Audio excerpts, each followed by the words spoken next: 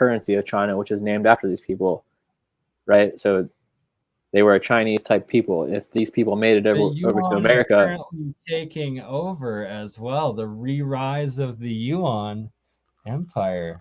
I'm sorry, my computer's so slow, it's barely loading this book, but I'll share in the chat real quick. But anyways, so it's possible that these people, when they were traveling through Canada, traveling through Ohio, traveling through Florida, all these places to get down to Peru, that they were definitely more than likely breeding with the people that lived in those areas and giving their type of technology to those people. So you're talking about these terraces in Canada, they look like rice fields, except they're a little bit shorter because you said they're about 1 foot or half a meter. It seems like they're a little. Some are also about a meter each as well. On the higher slopes, they were about a meter. On the lower ones, they were about a foot. And yeah, the farm was like cattle ranch, some horses on them, and then in the different areas, there's like some wheat as well as hay, I believe. Jim Dillinger says Ireland is also covered in these terraces. Yeah, the Irish are more than likely connected to the Scythians, which are the original people who turned out to be the Mongols at the end of the day. Oh, absolutely, right? Like the original Celtic people, which, you know, is what they called the Druids or the pagans, but the original inhabitants, and then Celtic went to just like the Irish and Scottish sort of, but it was originally all of the UK islands, as well as 2,000 years ago, before Rome came in officially, it actually shows that all of Western and Northwestern Europe was actually Celtic people and territory. And I found that absolutely fascinating the first time I heard of it. And yeah, my computer's frozen, so I posted the link in the chat for this book for anyone who wants to check it out. But yeah, I can't really. Oh, can you put it in the private chat as well? I'll try loading it maybe in a little bit. Yeah. After you leave to continue on with it. And that's. But yeah, this book specifically mentions Genghis Khan and the Mongols and. Oh, continue, Shem. Sorry. No, that's all I had to say. I was just going to say it specifically mentions the Mongols and Genghis Khan, and mentions them coming to Peru with elephants, and if you entertain the idea that there are elephants in America, like for example, someone like Old World Florida, Dr. Longo brings up on his channel on a normal basis, then all of that adds up. I mean, it's likely that these people had the capabilities to travel to America, especially when you look at some of the old maps that we've looked at together on your channel that show this map I have up right now. This is the Celtics from 2500 BC to 400 BC, where literally the Celts were all of Spain, France, Germany, Britain, Ireland, Scotland, all the way into Turkey and Anatolia. And like you were saying, they were like the original Scythians, and the Scythians are more giving credit for both the Mediterranean as well as Black Sea and even up into Siberia a bit, correct? Yes. Oh, and sorry. I even all the way over to Japan and in India, all those places. Right, exactly. Like Scythian all the way into India and Japan, you said? Well, mainstream history says that they tried to invade Japan and they failed, but one of the ships actually crashed on an island off of the west coast of Japan, and then when the Japanese military came to take them over, according to mainstream history, these Mongols took the Japanese ships and sailed back to the mainland, invaded the village, took all their wives and had children, and ended up integrating into Japanese society. Wow. So regardless, they definitely got their genes in there. The entire ancient old world, from the tip of the western or eastern Atlantic to the tip of the western Pacific. Yeah, and if you look at Eastern, Japanese Western. history on some of these maps, and even up until the early 1940s, they have photos in Japan that show like these Nestorian Christian type structures being in Japan, which Nestorian Christianity was spread throughout the entire Mongolian/Tartarian Empire at that time period because Nestorius was banned from the Like, look Western at this Christian one. churches. Yeah, if you pull up the map I have up, if you have to pull up the map I have up real quick too, it shows Alaska and Siberia being connected, which is what I was talking about earlier. And this map is from What? it's from 1512. Between 1577 is the guy who made it, so it shows Alaska connected to Siberia still in this time period, and it actually shows Gog Magog right here, Tibet. The only thing that's interesting is that Magog in Tibet. it shows Japan right here, but it doesn't show the other islands like the Ryukyus in the northern parts of Japan. Yeah, and not in their proper shapes either. Wow. Terra Arcerat. Terra Arcerat. Wow. Well, yeah, I'll share this chat. I'll share this in the private chat with you too. So 1560. Yes, please. Man, see, these are all pre-reset maps, and it's that, was there an actual major, huge worldwide cataclysm of landmass extinction? Like, was the Younger Dryas event only 500 years ago? Or was there... there's something to that. I mean, look at these cities in America that we never hear anything about. Like you have Chicho, Nakuf, Well, look Granada. at that right there. Canada Pro. Canada this is Pro. before. Yeah, this is before Canada was even declared. Yeah. Canada. Long before. So it's interesting. I mean, you still have like the big cities. Mexico, like down here, if you go down to Peru, you still have Cusco right here. See, Cusco, Peru is like depicted as a castle. Wow. And then it also actually shows Antarctica down here too. Finds. Oh my god. So it shows Antarctica as well. But yeah, I mean, this is what I'm saying. It's possible that these people didn't even need to take rivers and go across the ocean to get here. But even if they did have to go that route, Mindful Exposure, Sarah, she said she found something about in Portland, Oregon. There was like Mongolian skulls or something, which we need to investigate more into. What they call the Asian junker. The junker, even though it's these epic freaking sailing ships that are super efficient, and that the Asians, especially like Chinese, Japanese, whatnot, have been sailing around and like conquering the world seas with for thousands of years, and they're documented several of them sunk off of the western coast of, I believe, Oregon as well as Washington State.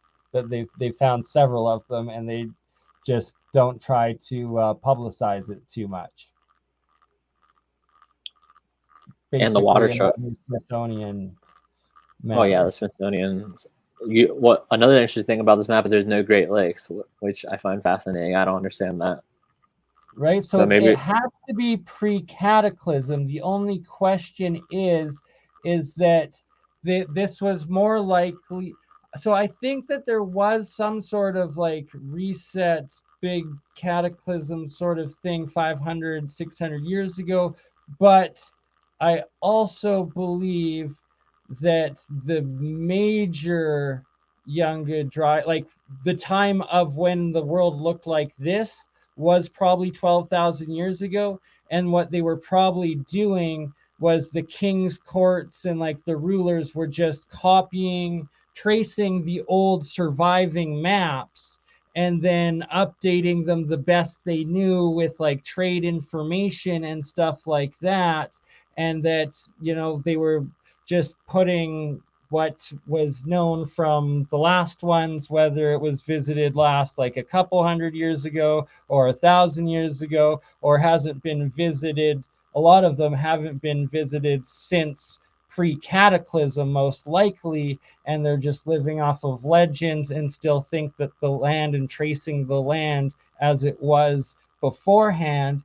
And that's why from the time of when this is throughout the 1500s, then into the 1700s, they're updating and reaccuracizing, remeasuring everything they're exploring, and that they're just sharing it amongst all of the upper monarchs or whatever, these esoterics and stuff.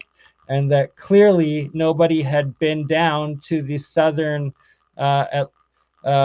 sailed the around South America up until 500 years ago, until Columbus, or the Columbus time frame of the Spaniards starting going there, and then they redrew it again. But anything before then shows that nobody in the West had been there.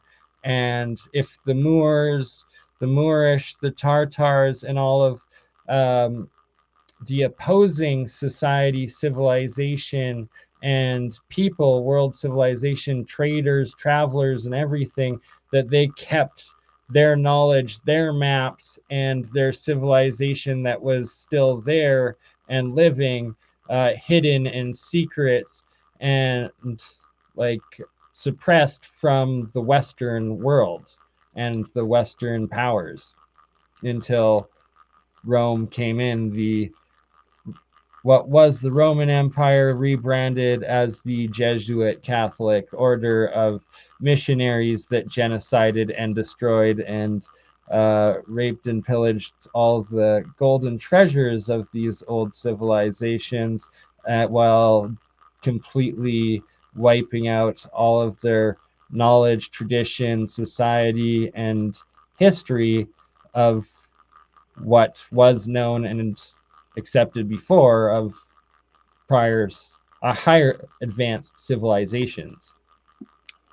Well, that's where the flamenco work kind of comes into play, even though everything in his books is, I don't believe nearly all of it, but he does have some points where he talks about history being created between the 16th and 19th centuries, modern history, because it doesn't make sense that these people would have control this entire time, and we have maps that reveal this information before they came to control. But it also is suspicious that they would allow these maps to be public. And one thing I noticed real quick is just in Saudi Arabia, you have this thing called Lima, which doesn't exist anymore at all, which would be similar to Lima, Peru. If you look up Lima, Saudi Arabia, it doesn't even exist at all. But let's go down here to South America. You still have Cusco on this map, and you have Caracas. Wow. Looks like. But yeah, I mean, this is overall, I mean, it's pretty accurate, so I don't understand why they would. This is Japan again. For some reason, it's depicted as being icy, which Hokkaido, the northern Japan, is really icy. Hokkaido, but that Hokkaido is not really up here, and they don't have the Ryukyus in the south. They just have the middle section of Japan for some reason. But same thing as the last map we were looking at. It has Gog Magog right here. It has the Tonton Tinuk right here. The same city names. A couple of them are missing in central North America, but this map was between the 1500 and 1565. The other one was between 1500 and 1575. So, I mean, either they're basing these off of older maps, or people are actually out here doing their thing. Right? Overall, it's pretty accurate, though. I mean, you have Cuba, you have... No shit, hey? Like, it's just... I don't see any real issues with this map besides the creatures in the ocean that you could debate never existed. Like this guy right here, who knows if they Or existed. still exist.